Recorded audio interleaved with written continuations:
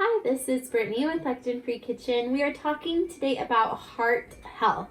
And this is super important because one, if you have a healthy heart, you're going to have a healthy, long life. And this is something that Plant Paradox certainly focuses on. Your gut is so connected to the rest of your body. So when we talk about having a healthy heart, we're talking about having a healthy, full life and the ways that you can help make that happen. One of the very common myths when it comes to having a healthy heart is that things like trans fats, hydrogenated vegetable oil, and certain other oils are going to be good for you. That's because it really depends on the type of fat that you focus on. So fats like those are certainly ones that you want to stay away from, whereas you definitely want to focus more on the really good fats for you, like extra virgin olive oil and MCT oil and other healthy high fat content foods that you can actually get into your diet. So that includes things like nuts.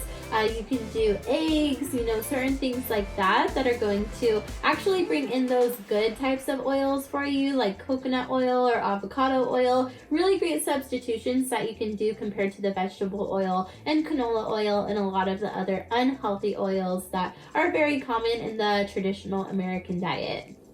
Another very common myth is that whole grains are actually good for a whole and healthy heart. This is also very false, and it's one of the things that are a little bit more frustrating when it comes to the health industry, because so many of the times, if you're walking down the cereal aisle, for example, you'll see a Cheerios box and it actually will promote that it helps with heart health. But when you look at the ingredients list, it's going to be full of whole grains, and it could even have corn syrup and all these other really unhealthy things in it.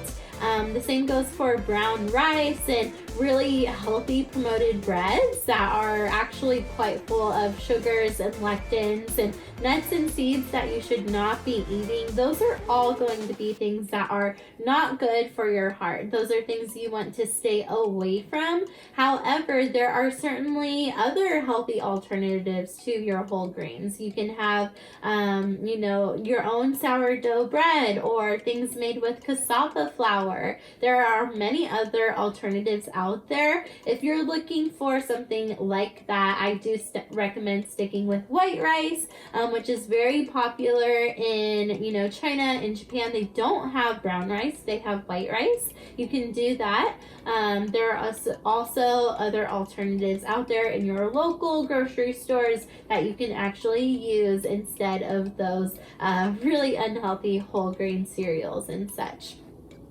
Another very common myth is that in order to have a healthy heart, you need to do hours and hours of cardio. So this is also not true. It's okay to have balance also within your workout routine. If you're working out 30 to 45 minutes a day, that is certainly plenty, but you can also start easy, whether that is walks around the park, it can be walking your dog, it can be doing squats or a little workout while you're watching TV. Starting small is certainly okay, but you don't need to be a triathlete or marathon runner just to have a healthy heart. There are a lot of other really great exercises that you can do to have a healthy heart versus going full out and being, the next number one marathoner.